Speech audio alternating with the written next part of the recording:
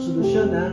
Ito po yung sa confession. God the Father of mercies, through the death and resurrection of Thy Son, our Lord Jesus Christ, send the Holy Spirit among us to the forgiveness of sin through the ministry of the Church. May God grant you pardon and peace. And I absolve you from all your sins in the name of the Father, Son, and Spirit. Amen.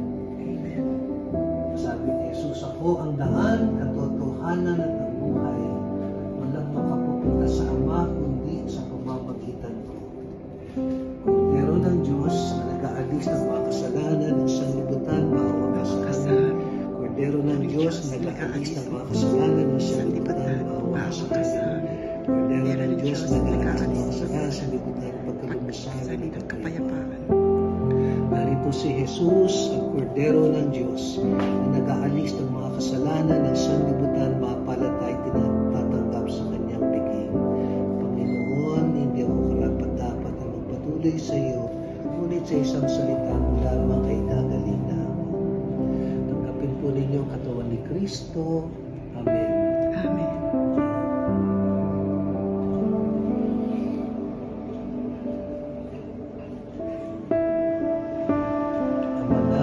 Sumasalangit ka, sambahin ang ngalan mo, mapasa amin ang kaharian mo, sundin ang loob mo dito sa lupa para sa langit. Bigyan mo kami ngayon ng aming kakanin sa araw-araw, patawarin mo kami sa aming mga sala, para ng pagpapatawad namin sa nagkakasala sa amin. At huwag mo kami paitulo sa tukso, at iladya mo kami sa lahat ng masama. Nawalin po tayo sa mahal na Inang Maria. Panginoong Maria, napupuno ka ng grasya, ang Panginoong Diyos ay sumasa iyo. Bukod kang pinagpala sa babayeng lahat, pinagpala naman ang iyong anak na si Jesus. Santa Maria, Ina ng Diyos, panalangin mo kaming makasalanan, ngayon kung kami kamamatay. Amen. Sa ngalan ng Ama, Anak, at Espiritu Santo. Amen. Happy birthday to you.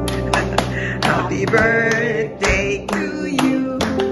Happy birthday, happy birthday, happy birthday to you. Bakit wala siyang cake? Ay nga pala. Wait.